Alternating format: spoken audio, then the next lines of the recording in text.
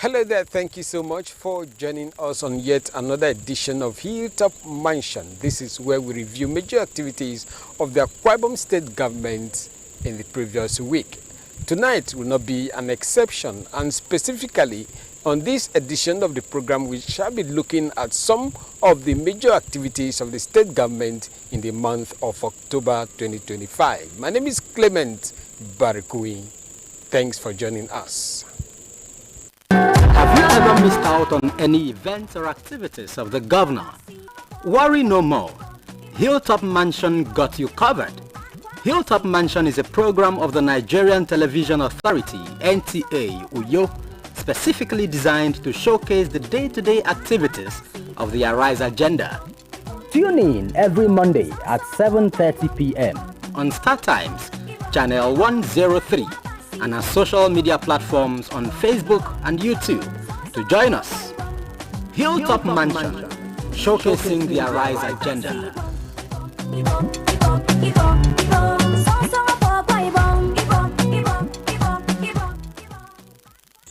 The first event we have for you this week is a Kasiko on Governor Bueno by the Assistant Inspector General Police, Zone 6. I was equally informed of the solarization. You solarize, I think, all the divisional headquarters.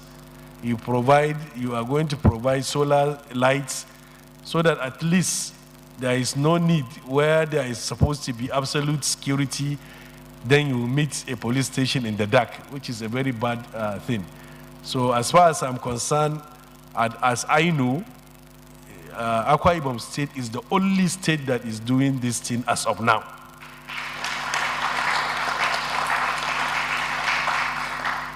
I equally come to realize, I was officially informed by the Commissioner of Police, the way and manner you are able to create or establish the Police Trust Fund. The Police Trust Fund, as far as I know, I think out of these 36 states, it's not more than 2 or 3 states, including Akwa Ibom, that have implemented this strategy in order to get immediate money that can be used that is going to benefit the citizens of Akwa Ibom State. I must congratulate you, Your Excellency, and I thank you so much for this assistance that has been rendering to the Nigeria Police. Equally, I'm not surprised, knowing your background. You are one of us, sir. So I really felt that this government, we are part and parcel of it in terms of the benefits that we are driving. And I pray that the assistance and the cooperation will continue to be rendered to us with all the intention of getting Akwa Ibom safe and secure for the people of Akwa Ibom State. You're doing a great job. Sometimes when I drive through checkpoints, I stop and appreciate those police officers. The reason for that is not because I'm doing politics, but because my father used to stand on a road like that, under the rain, under the sun, and he leaves home, you don't know if you will see him again. So when you see them, you know they are doing a good job. People may complain, but I pray the police don't go on strike for one day. Then we'll know that the police service is important. So we thank you. And like I've said, some of the things you've mentioned, it is a responsibility we must jointly do to ensure that our city is safe. The Command and Control Center is almost ready. We're working hard. We hope we should be able to invite the Inspector General of Police soon to come and commission it. And we're also going to invite you soon to flag off the counter-terrorism unit barracks we are building in Surubium local government area. We've pursued it for a while. We just got through with the the land, and the contract will soon be awarded. The HILLTOP police stations, in my estimation, is a project that I feel we must do. Let's put solar panels, light up all of our police stations to ensure that, you can't leave the people providing us security in darkness. And we think we should be able to accomplish that. Work, I know, is at an advanced stage, and very soon we'll be reporting the completion of that assignment. Generally, Akwa Ibom is peaceful, and that is intentional and very deliberate. Like I said, it is because of the hard work of the Nigerian police force and other security agencies, led of course by the CP, who has always responded to us. And the CP also, I must note, has made use of funds available to him judiciously. And I'm very thankful.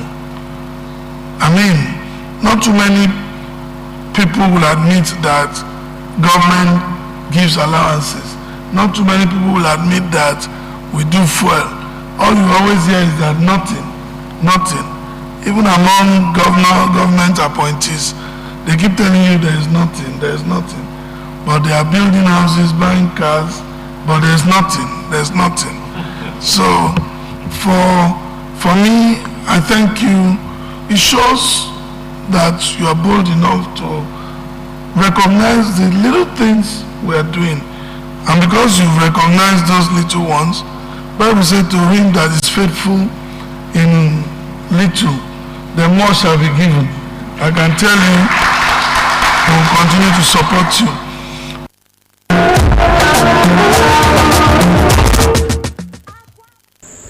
Governor Umoino, within the period under review, addressed participants at Ignite 2025, where he challenged them to see themselves as champions.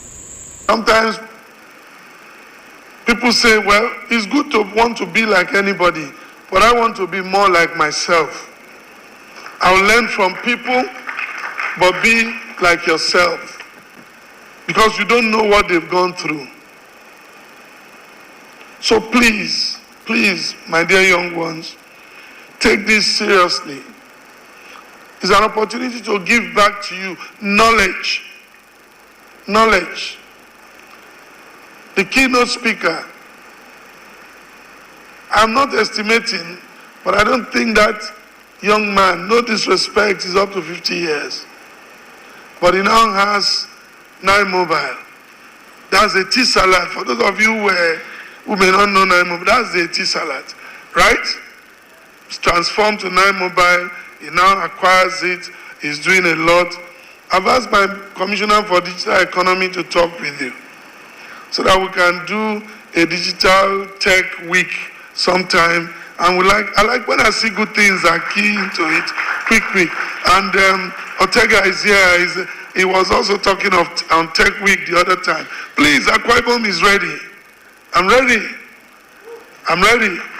We have the people, and of course we also have the resources to invest in these young people.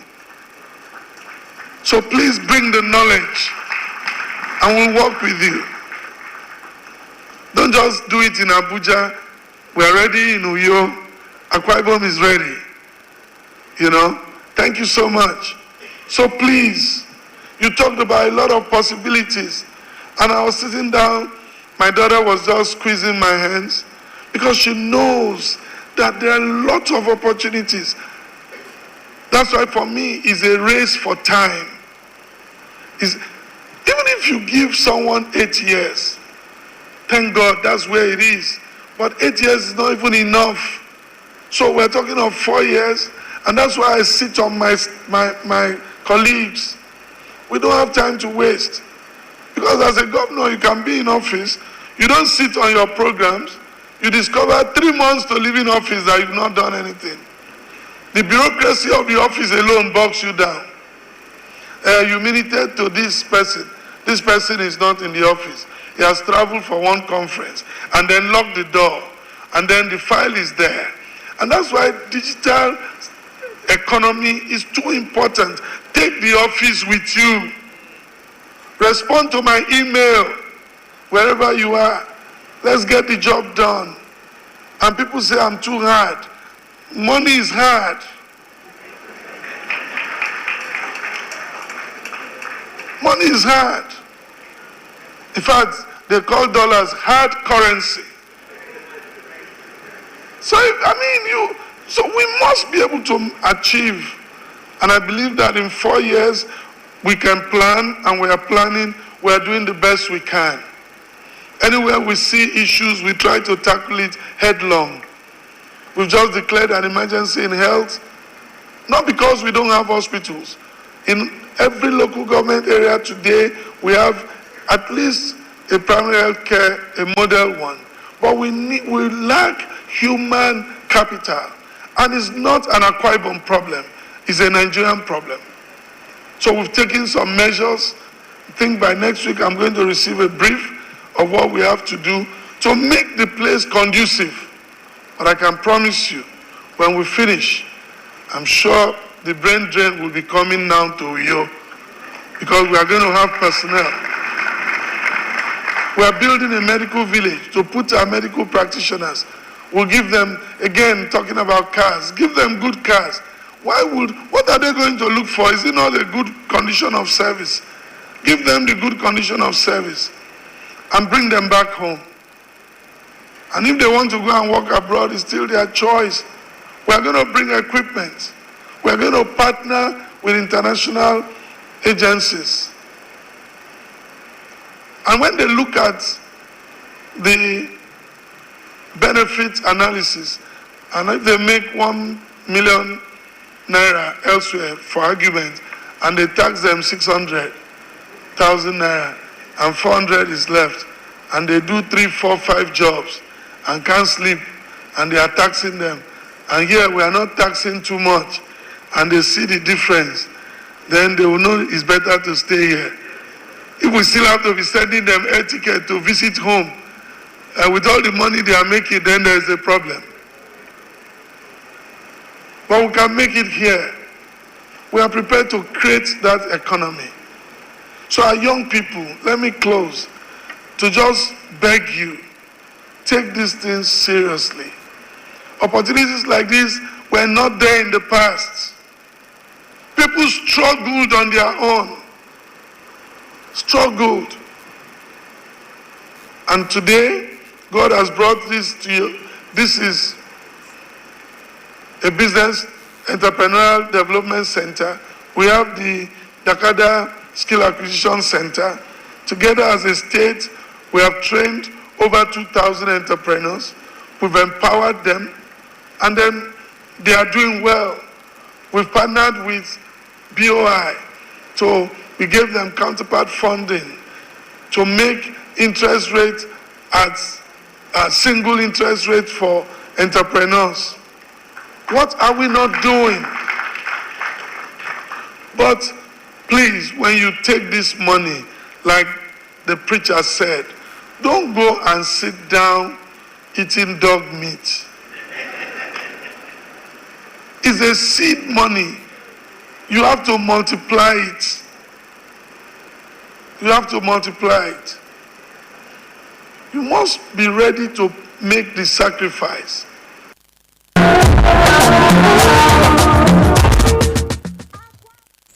In the month of October, the State Executive Council met and several key decisions were taken. Let's see highlights of some of those decisions. In a bid to realign and update ministerial responsibilities as well as resolve areas of overlap, the Governor in Council approved the composition of a special committee to implement the realignment and update exercise. The committee has the Secretary to Government, Prince Enobanwa, as chairman. Other members are the head of the Civil Service, the Executive Assistant and Chief Delivery Advisor, the Honorable Attorney General and Commissioner for Justice, the Solicitor General of the State, and the Managing Director of ACICOP.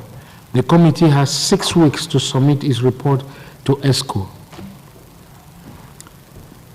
In giving effect to the promotion of justice, social welfare, safety, and security management components of the ARISE agenda, the Executive Council considered and approved a memo for the establishment of the Office of the Public Defender under the Ministry of Justice. The essence of the Office of the Public Defender, OPD, are to, amongst other things, provide free legal representation to indigent residents in cases to ensure that they receive fair treatment under the law, reduce the number of suspects detained without trial, protect the rights of vulnerable members of the society, educate citizens on their legal rights and obligations, and promote, following the review of the report of the Interministerial Committee on the implementation of the state of emergency declared in the health sector, the Executive Council considered and approved the projects and programs, including timelines, especially the engagement and recruitment of doctors and other medical professionals in the sector, the increase in special peculiar allowances for doctors and medical personnel, skipping policy for the health sector, evaluation and completion of bill of quantities for phase 1 of the rehabilitation of selected hospitals and primary health care facilities across the state within 2 weeks from today, to enable the health infrastructure interventions to commence by November 1, 2025. In its drive to improve the standard and quality of teachers' education in line with the human capital development aspect of the ARISE agenda, the Executive Council received and adopted the memo for the upgrading of the College of Education and Pharmacy to Akwa Ibom State University of Education, and approved same for regularization without recourse to ESCO. The Executive Council considered several reports and memos and ratified several Finance and General Purposes Committee memo on various ongoing projects in the state to ensure their speedy completion. So it's an exciting moment for us. Starting November 1st, the governor has directed in council that we should start the physical upgrade of selected hospitals across the 3 senatorial districts. Like I said the last time, these changes would not happen overnight, but were systematic, and we've crafted a well thought out strategic roadmap, and that is the roadmap that the governor approved today in council. So for me, I'm excited because today, with the approval given by His Excellency the Governor, doctors in Akwa Ibom would earn more than what is paid in many other places. And so, not just doctors, all healthcare workers, level for level. And so, what more can I say as a Commissioner for Health other than thank His Excellency for his benevolence and his thoughts about the health and well-being of the people. As previously, from the College of Education, anyone that finishes with an NC upon 3 years and intends to proceed to get a BEd will still run a direct entry admission and run for 3 years, making it 6 years. So that route appeared longer for many, as such they took up the option of going through the route of being in the university to get a degree in education that will run just for 4 years. And as such, this will take care of a whole lot of it.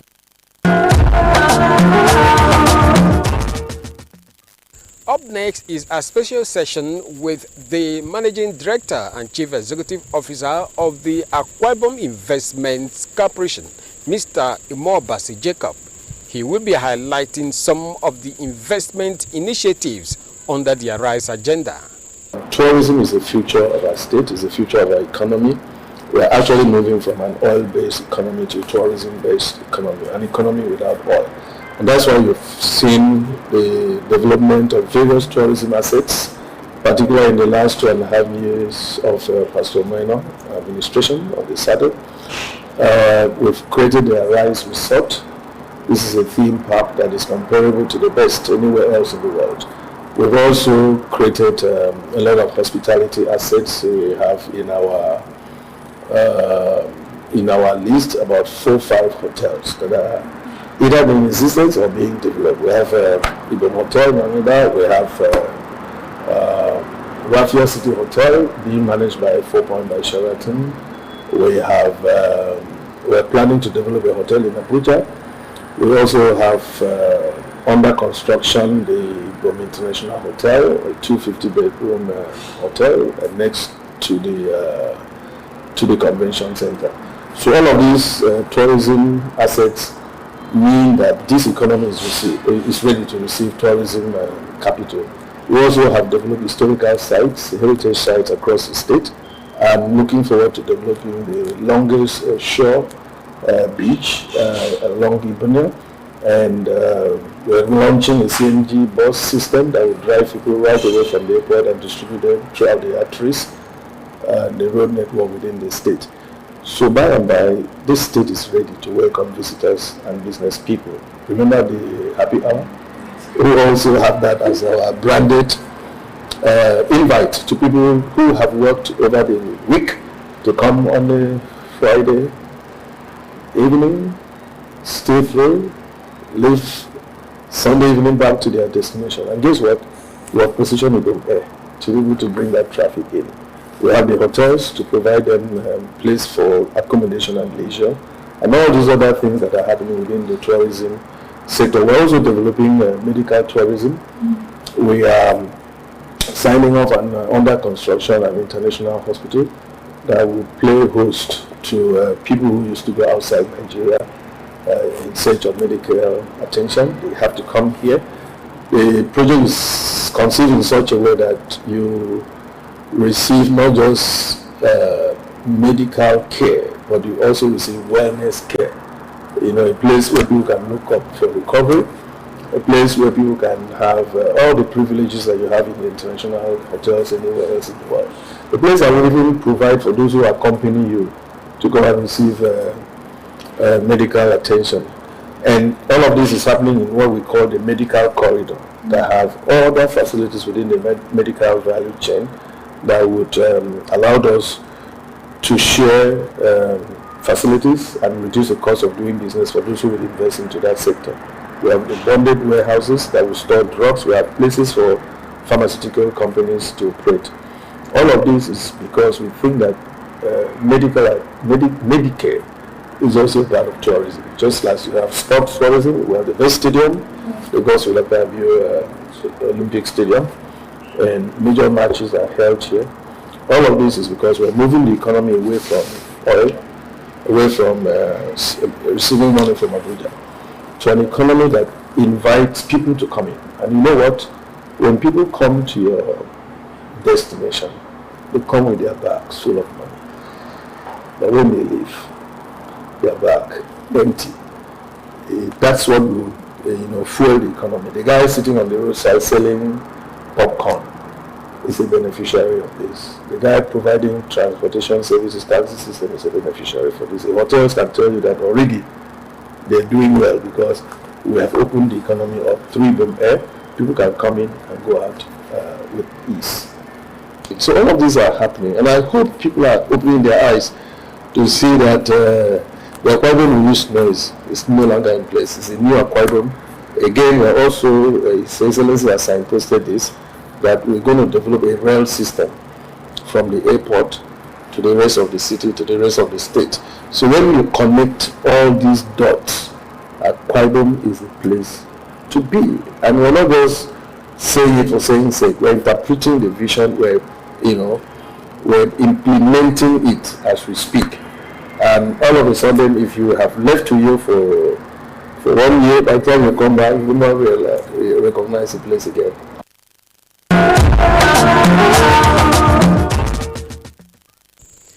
And on that note, we end this week's edition of the program. Thank you so much for always being there. Don't forget to join us once again, same time, same station, when we shall be bringing you yet another thrilling moment on Hilltop Mansion. I remain Clement Varikui. Do have a lovely night rest.